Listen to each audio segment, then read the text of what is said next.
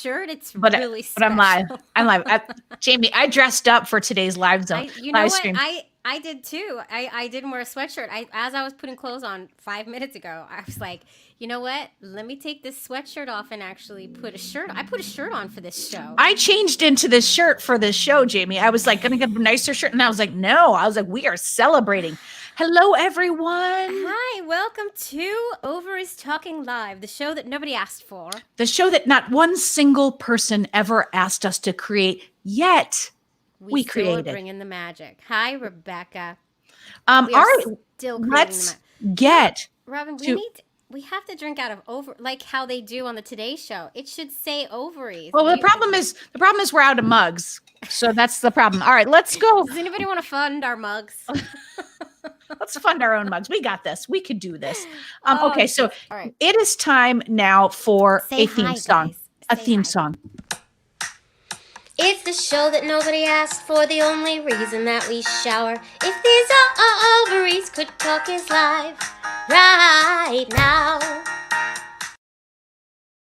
Boom. Jamie, you know what I love most about that theme song is the right now. Right now. It's like my special touch.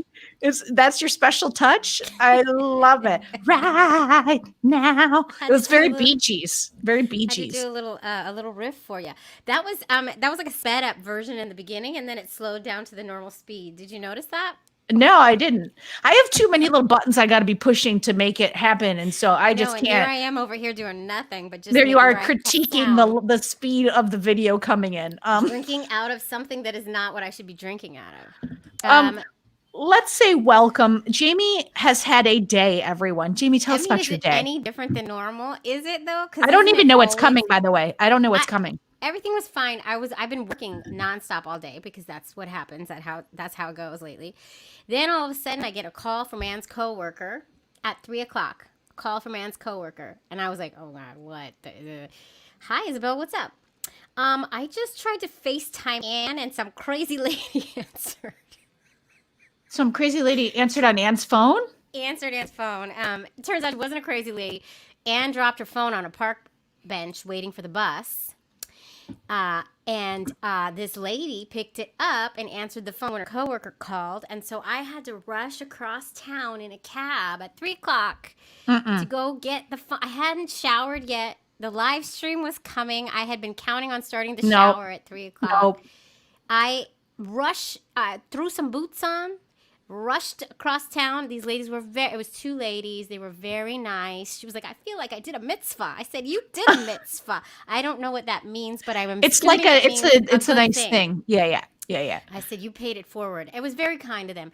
They waited on the bench for me to get there. Very nice. But anyway, and then it was rush. And you know, my 3-year-old's here with the nanny and I'm trying to get dressed. It's just this, and I had to wash my hair because I haven't done that in a while. Anyway. And I got a new desk today that's automatic and that stands up like this. Look at, I'm hitting this. I dropped my lights. Just the touch of a button. And look at people. New desk. You guys, this is our excitement level. I am not exaggerating when I tell you I have been hearing about this desk nonstop for at least a week. Since I ordered it. And like every day I'd be like, part of my desk is arriving today, Jamie, just the desktop. And then today I was like, the rest of the desk is coming. And then all of a sudden, you know, like we're constantly in contact with you. We're constantly texting back and forth throughout the day because we're both working on ovary stuff all day long. And all of a sudden, the texts stopped coming back. They stopped coming back to me because she had to stop and set this precious I had to put my desk together. I had to put my desk together. So Robin has a desk. All right, listen, we have one topic before we bring in our amazing guest. And it is the reason that I am wearing this shirt. It is a celebratory shirt. I on purpose put this shirt on because we have a new president, folks. We have a new president. We have a new female and black vice president. What? I mean, come on. Come on, you guys. How how was your day, Robin? How did it It feel? was it was delightful. I like didn't feel I had to turn the news on. I didn't feel like I had to do it. And I was kind of like, there's a person who speaks English who's talking to us. Like there's a press secretary who's speaking to people and saying, we believe in the truth. And we're gonna tell it. I was like, I follow Wanda Sykes. Do you follow her? She Yeah. put up a funny video, and she was just like, babe, what's this? And it's them watching the press conference. She was like, what is this? And they were like, I haven't seen one of these in age. You know, it was like really funny. But then Anne and I turned the news on last night because we've been watching the news religiously. We watch Rachel Maddow every night. We watch Anderson Cooper. We turn it on, and it was so boring. Well, actually, no, it was a concert. Because there's no Trump. So then I went over to Fox to try and see if there was something fun to watch there. Not even anything exciting there. Like it was. Well, this morning I was watching Fox to see if like what they could come up with, and it was pretty much all. It was like Antifa, and apparently we're all in support of Antifa, according to the Fox and Friends this morning. And I was like, when did that happen? Because I'm not just a made up thing anyway. But there are plenty of people who are out there in the name of Antifa breaking windows, but none of us care or want that. We're just happy to have. Whoa, who's DJ Baller? Ooh, okay, DJ. Whoa, Baller. hey, okay. Hey, take it easy. You're climbing up the wrong tree, my friend. First of all, it's barking up, Jamie. It's barking up. All right, I'm making my own. Let's. I'm a little thrown by that. I just, it's not often that we're about ready to talk about surrogacy when someone tells us we're hot, Jamie. I feel like we should really take that in for the surrogacy talk. Or maybe he's gay. That would be maybe great. DJ Baller. His name is DJ Baller, Jamie. Let's just really you never know. Maybe he wants to donate sperm. All right, let's bring in our guest. Let's bring in our guest. Yeah, he could be both. Okay. All right, so we have Parham Zar. I said it right. You did it, Jamie. You did from the Egg Donor and Surrogacy Institute. Parham. Hi, Parham. Hi, very nice to see you guys. It is so nice to see you. Thank you for coming. As you can see, we are always slightly messy, but that's okay. It's how we roll. At the same time, if we do say so ourselves. Tell us about Tell us about yourself. Uh-oh. Go ahead. So I've been the managing director. Can you guys hear me? Yes. We hear you. It's a little frozen. We're a little frozen. Okay, we've got you. Yes, I'm back. I don't know what happened. Okay. No problem. Here we are. So I've been the managing director of Egg Donor and Surrogacy Institute for 20 years. My claim to fame is that I've had over 1,000 babies. So we help intended parents who want to have a child with the help of an egg donor or a surrogate. Amazing. That's wonderful.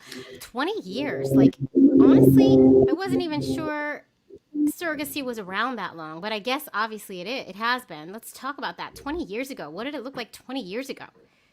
Very different. Actually, surrogacy has been around for a little over 30 years. And when I started EDS, we are having some issues with Parham's connections. Oh, Parham, we're having some troubles with your connection. Maybe Can you click the link on your phone, Parham? I'm not sure if you could pop out and then come back on your phone using the same link. That might work. Because we're 100% losing you. Okay. Why? All right. I'm gonna take him out. You know what I'm gonna do? We're gonna kick him from this, and then he'll come back. He'll come back. We're gonna try that. And we're gonna be talking about surrogacy. So get your surrogacy questions ready if you have any. I think DJ Baller might have some. And you never know. I would really like to know who DJ Baller 38 is. I'm very surrogacy. You think? Mm-hmm. But we don't know that DJ Baller is a he. DJ Baller could be a she, a they. We don't know. We're making assumptions. We are. Well, what we are not assuming, because DJ Baller said it in their own words, is that we're hot. DJ Baller said that. And so I feel like tonight I can go to bed knowing That we're you're hot, hot. Jamie. That I you mean, I are. feel good about that, and that I have a new desk. It's all about your desk. Listen, things have been crazy. I have a desk too. He's a And he. DJ Baller is a he. Okay, all right, thanks, DJ. Can I call you DJ? Anyone else? Okay, so all right, here comes Parham again. Let's see. All right, we'll try Okay, again. he's back. He's Better back. this time, yeah. Okay. All right. Tell us, All right. you were just in the middle of talking about like a little bit about surrogacy in the history. Sure. So when I started EDSI about 20 years ago, it was very different. You can imagine nobody was talking about what surrogacy was, or back then doing egg donor and surrogacy, about 80% of our intended parents and clients were really looking for egg donors, because surrogacy was unknown, unfamiliar, and not something that everybody talked about. As time went by, of course, with shows like Friends or Baby Mama or the one, it usually, these topics usually come up first in comedy, and then they become serious conversations. Right. So now everybody knows about it and they talk about it. And Yeah. I'm truly delighted that after 30 years of trying to make this happen, surrogacy is actually becoming legal in New York. It is. Yeah, you mentioned that. It's in February, correct? What's the exact date? February 15 is the day that the law goes into effect. We're extremely excited, and we were actually opening a satellite office in New York for the intended parents and the surrogates that are in the state of New York. It is very exciting. That is really great. Yeah, we had Michelle Buteau on, who talked about surrogacy, the stand-up comic actress, and she was saying just like what a difference that's going to make for people in New York, so that they don't have to fly, so maybe they can be more a part of the experience with their surrogate. Like what other things does it mean for people? That is really one of the main aspects of it, which is, when you look at surrogacy laws, you have to look where the surrogate lives, because ultimately that's where the contracts will be entered, and that's where the surrogate will give birth. So now with New York making gestational surrogacy at least legal, still not traditional surrogacy, but gestational surrogacy, where you're not using the genetic material of the surrogate, and you have either the egg or the sperm, or egg donor and sperm donor, but not the egg of the surrogate. It is, when you look at the intended parents and it's their pregnancy, so you want them to be as much involved in the process, to be able to go to the ultrasounds and be there at the birth, and not having to be hundreds, if not thousands of miles away from their surrogate is a big deal. Yeah. Huge deal. And you just said that because of like Friends and comedies, people know about surrogacy now. So a lot of people know surrogacy now, but a lot of people have misconceptions about what surrogacy is. People don't exactly understand surrogacy. I think maybe in our community we get it a little bit better, but I think even Robin and I, when we first interviewed our first gay male couple, I was confused about the surrogacy process and how it actually happens. So do you want to just walk us through exactly what surrogacy is? Because there's surrogacy and there's gestational carriers, and there's a difference there. Of course. So when intended parents decide to have a child, obviously somebody needs to carry the baby. So the uterus is a very important part. There are amazing women, and I can tell you that 99% of people on earth cannot do this, but there are incredible human beings and angels, surrogate mothers, who are willing to carry a pregnancy for another couple or another individual. There's a lot of emotional, psychological, medical factors that go into the decision, who can be a surrogate and who is a suitable surrogate. And for intended parents, it's very important to have the same mindset as their surrogate, to be politically, religious-wise, really on every issue on the same page. A surrogate will have to be considering a lot of different things with the intended parents, including possibly abortion, reduction, genetic abnormalities, everything that they have to consider. And in a way, they're giving up all of those decisions to the intended parents, because ultimately it belongs to them. Right. Right. So that's why you're saying that they really should be as lined up as 100. possible. Yeah, I never even thought about that I actually. didn't That's either. I didn't either. yeah. I But think there's with a lot of this, people who think that the person who's carrying the baby is also the egg person. yeah, a lot of A people do. lot of people think that. And that is actually traditional surrogacy, which at the beginning, when it started 30 years ago, it was traditional surrogacy, whereas you're using the egg of the surrogate. So there is a Isn't that genetic link. That's why it was outlawed in New York State because of that case, right? That like It was baby, I don't the M. case with M. Yeah. Yes. Okay. Yeah, it What was. happened? What happened with baby M?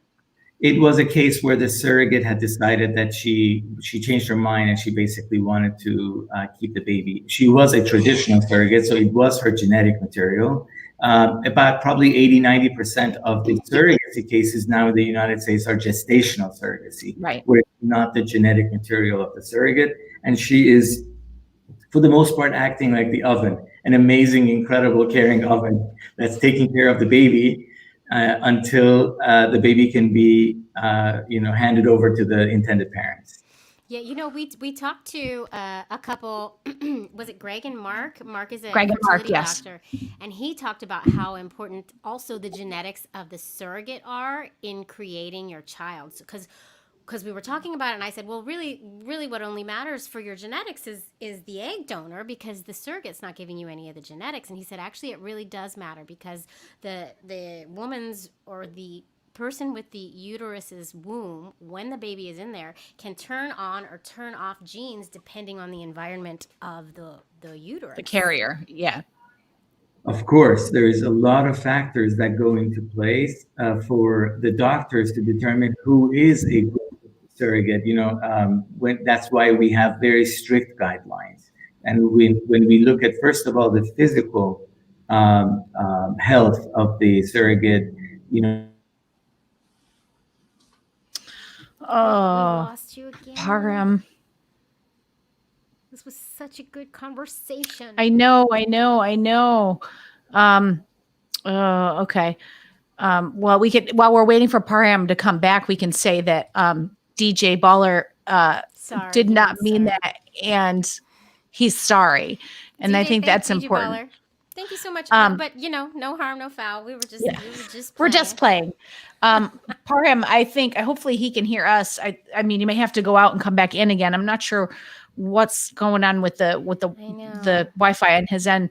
But I will say that thing that Dr. Mark and Greg were talking. Thank you. I was struggling there. We're talking about what's called epigenetics. Me too. I was going to say it and sound smart, and you beat me to it. Dang. I did. I made you do it because we put it in the book, so I had to type it so many times or fix it so many times. It's going to stay in my head forever. Epigenetics. Yes. And he was saying that it's not that our genetics are important, but it's the state that she is that affects what genes are turned on or off in utero. I think that's near quote. I think you're from right. the book. Good job. From the book. That's what happens when you write a book. That's what happens when you have to copy edit 400 times. Let's okay. We're going to remove Parham. Hopefully he can come back if he can come back. What would be really awful is if he was just continuing to talk this whole time and thought that he was talking, and then had to come back in and was like, "Wait, what happened?" Oh, I feel bad. Well, I know. We may have to if we can't get it together, we may have to just bring him back. Yeah. But so that's interesting. Surrogacy, anyway, it's gonna be legal in New York, so it's a great time for us to have this interview with him. And I know, what I want to know from him, and I hope he's able to come back, is if there's a big boom in surrogacy once the gays started it becoming a really viable, a much more regular thing to happen. I think the thing is that heterosexual couples don't talk about it, and so it was probably pretty big before. It's just never talked about, and now as gays, as we unearthing it. I would say that's different. The heterosexuals, it's different from getting an egg, just an egg donor, than surrogacy. You can't fake a baby just coming home because you weren't pregnant. That's so true. I think that's that almost outs them as a straight couple, much like our situations. That's true. You're right. You can't hide that. That's Does a good anybody have point. any questions or comments about surrogacy while Or if about Parham is able to come back, or about the about DJ election. Baller 38? Because I think we DJ should ask Ball, are you still questions. here? DJ Baller, are Yeah. you still with us? Are you? Who is anybody still with us? I don't I know. mean, I don't know. sure. My mom's still here. She's got to be here. Um, But so, what else is going on in the world? How's your day been? I got my new Mine's a desk. shit show. It's been okay. My daughter is doing a pod with another she kid is? around the Finally. Oh, corner. yeah, yeah. I mean, it's just like she goes to her house one day a week, and then the girl comes here one day a week.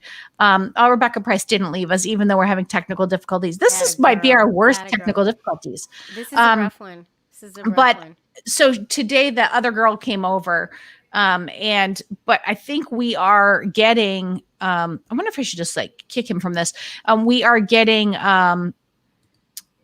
their hybrid. She's going to be going. We just got another email that hybrid was supposed to start this week, and then it got pushed again. I heard a rumor. Your mom's still here, Jamie. I heard a rumor that it was because the teachers threatened to walk out, which good for you. You know, feel safe because we're in a charter, and so it's not part of the different school union. And but now that they can all get the vaccine in New York State, I think that they're feeling like, okay, so by March, Maxine could go back for hybrid, which is just. We have some new stuff that just happened too. Actually, Anne just got the first dose. How was that? You had to take like Anne and her parents, who are like 80 something, and sit in the car. What was that experience? I sat in the car, and they had to wait. Like, her mother can barely stand. So this is so unorganized. It's so sad. It was in a high school. She had to walk with a walker, and like, it was bad. And it took 2 hours. I was waiting in the car for 2 hours. It was crazy, but they got it. Their arms were very sore after. That's a thing. Your arm gets very sore. But then also another thing that just happened is our school has been closed all week because there was 2 COVID cases, neither one of which was infected the school. Like, anyway, it came back that they had to do a investigation, and we get an email saying, yes, there were 2 COVID cases, but they weren't infectious in the school, so there's really no risk to the school community. But we still have to close the school for a week, which sucks. So my life has been cray-cray. He's back? We've got Parham back. Okay, stand by. Oh my God! I'm so sorry. I don't know what happened here. you get Trooper of the Week for your technical difficulties. I'm just glad you're able to keep coming back. Yes. Thank you. Yes. I'm glad I was able to come back too. Well, we know where you were, but we wanted to ask a question of like, I actually have 2 questions, and you can answer them in whatever order you like. But like in the beginning, I assume, like you said, it was mostly egg donor, but did you have like a boom once like gay men started going the surrogacy route, or, you know, a lot more people like the LGBTQ folks started going that route? Of course, 100%, because by definition, they need an egg donor and a surrogate in order to have a child. And it is what an amazing blessing it is for us all to be living in this day and age, where there is this incredible path to parenthood, and it's available. I love that. So you're like a full service shop. Like, someone can come in, they can get their egg donor and their surrogate all through you, and you can do the whole process with them? Yes. Of course, you know, there is a lot of different moving parts when intended parents are dealing with the doctors, the surrogate, the egg donor, the psychologist, the insurances, the court system, the hospital where the surrogate will give birth. So we become the glue that puts everything together, and we make sure that everybody's communicating, talking nicely, and the ultimate goal is to create the miracle of a birth. That's great. And that's really important because, like you say, there are, especially for this route, so many moving parts. So that's great that you can provide that service and help people just keep it all. I can't even handle second parent adoption and keeping all the parts together for that. She really can't. She can't. I mean, we're still working on that. I have an email I have to. She's been working on it for somewhere in the neighborhood of 2 years. I just got an email like 2 weeks ago. Do you think that there will ever become, because we talk a lot about the cost of it, and I understand why it's pricey. I mean, like, there's a lot of people and there's a lot of cooks in the kitchen.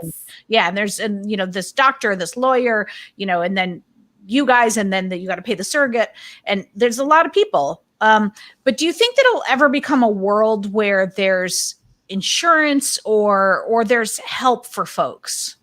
I really, really hope so, because that is one of the biggest challenges. It's really the sticker shock that everybody struggles with.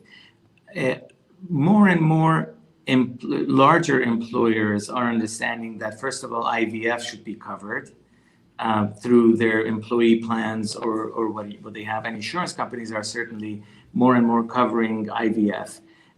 We are actively trying to convince more employers and more insurance companies to also cover the expenses of surrogacy and egg donation.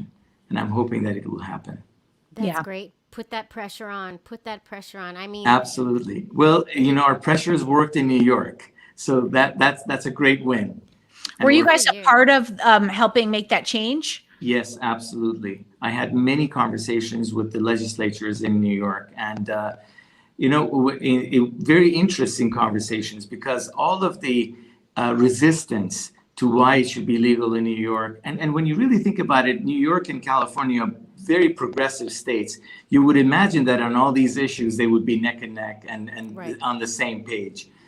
So it didn't make sense to me that for 30 years surrogacy has been illegal in New York.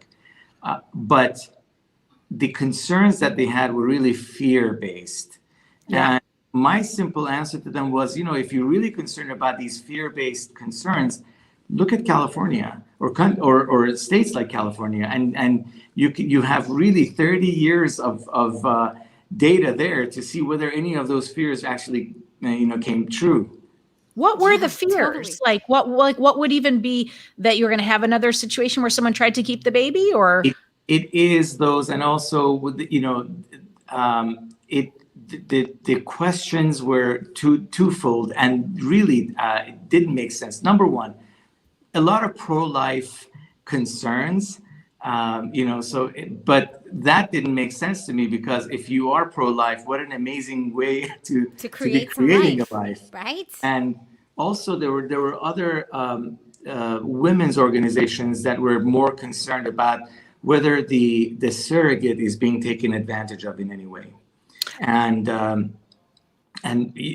some words that came out that I just couldn't process, like indentured servitude, or concerns about that. And Gloria Steinem got involved at some point, didn't she? And she was a big push. she opposed it, actually. Yes. I Yeah. remember that.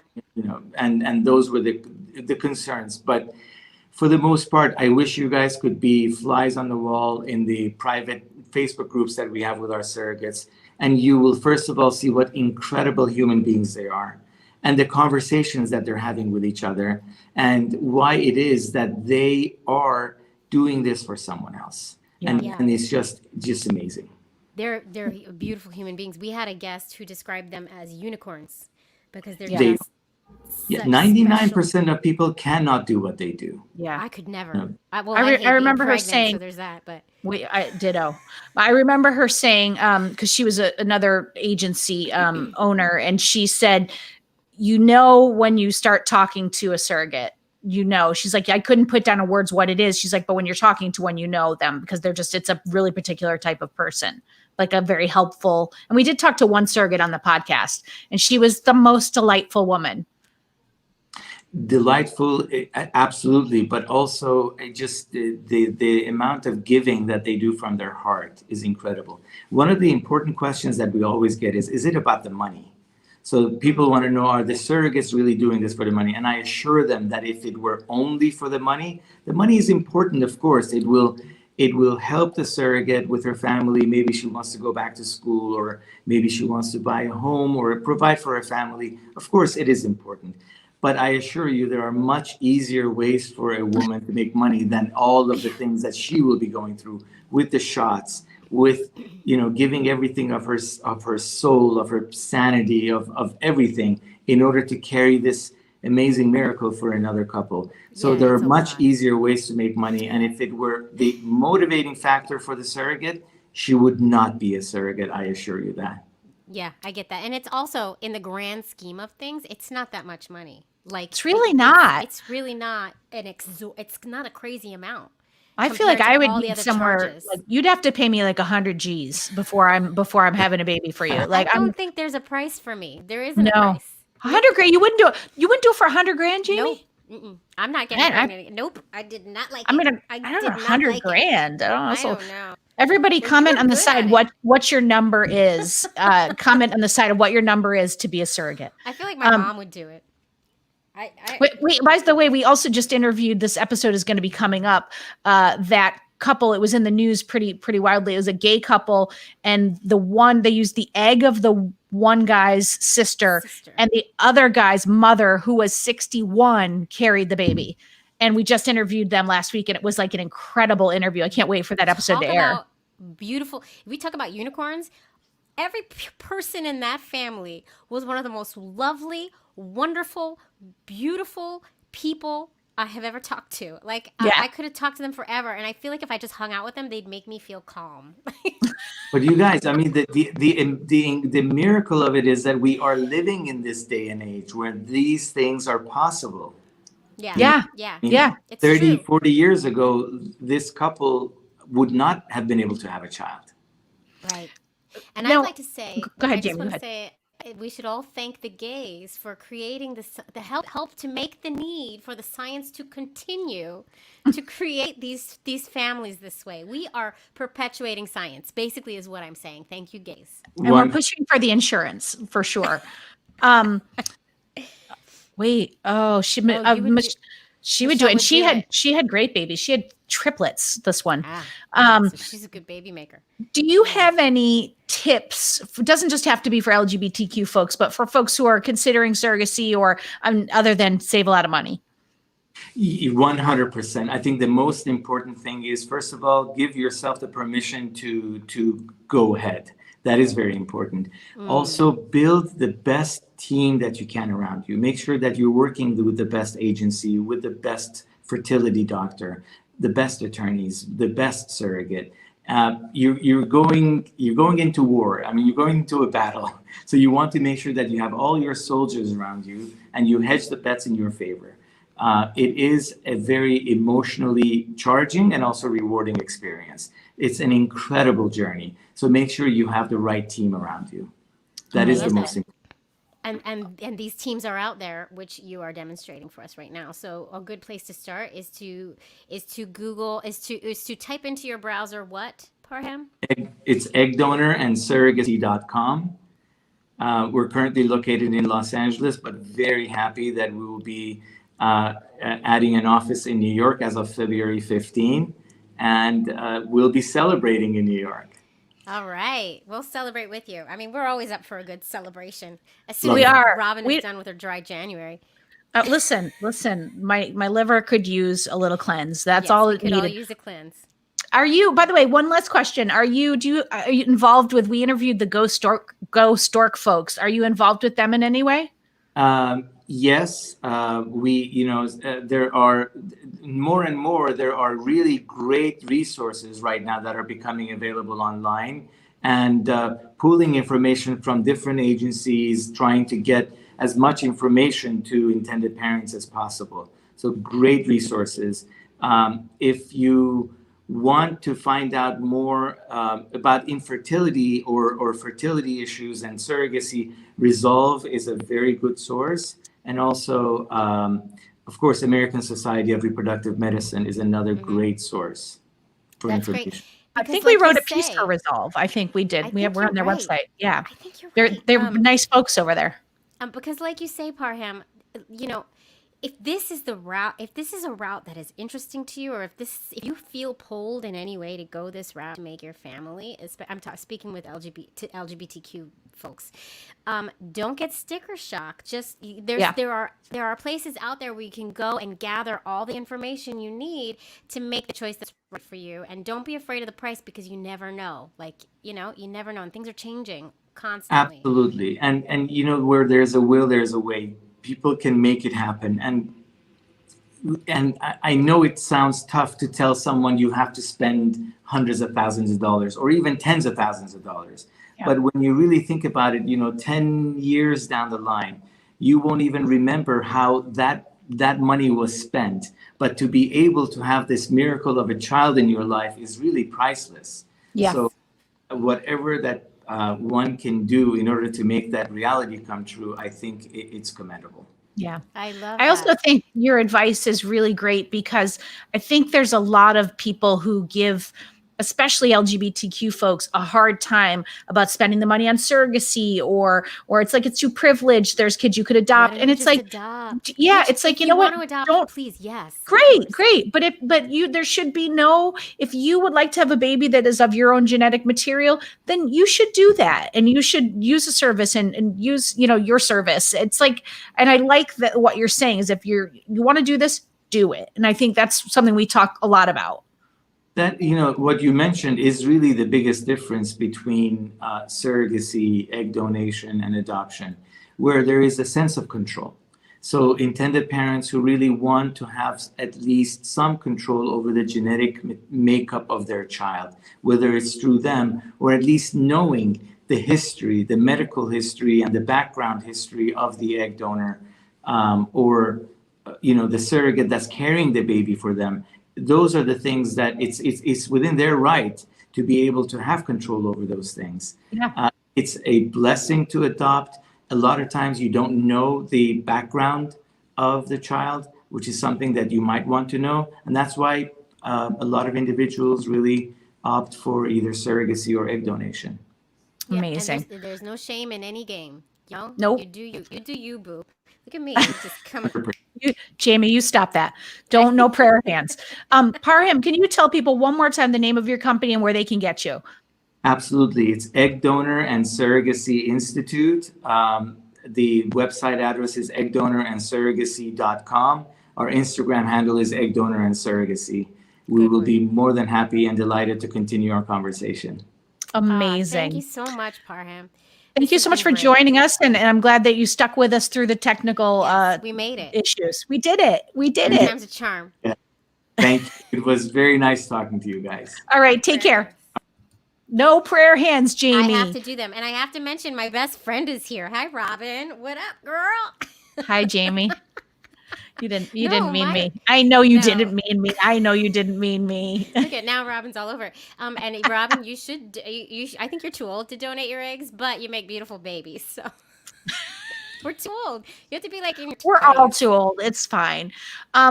This was really great. Thank you, everyone, for sticking. I mean, thank you, Mama Sue, for sticking with us, and everyone for sticking with us through the technical difficulties. We would like to say, don't forget, we have our book, If These Ovaries Could, the things we've learned about making an LGBTQ family. So go out there and buy that book, and then rate and review it, because we love it if you do. You can also get the audiobook. You can get the package where you get to talk. You get the package. And it's Robin and I reading it. So yeah, so you can get it's the Kindle and the audiobook. And what's great about that is, besides Jamie and I reading it, is if you're reading the Kindle and then all of a sudden you're like, oh, I just got off the subway, you pop your little headphones in, boom, picks up in the exact same spot. Right where you were. And I feel like it's only like $6 extra from the Kindle price. It's a really great deal. Like, I always from now on, if I buy an audiobook, I'm doing the deal. Always. 100%. Okay, Hands Jamie. down. Okay. That's what I'm doing. Okay. So, all right. I'm just saying. Yes, Robin, I'm telling you, too old. We cannot be in our 40s and be egg donors. They won't take them. They weren't even going to take them in our 30s because we stink. No. They would have like heard our show and they'd be like, no, thank you. No gracias. Jamie, tell them about BetterHelp in the new Mira Kit. Well, these are some sponsors that we truly, truly believe in. So we put them on our website. They are partners, which I call sponsors because I felt like it.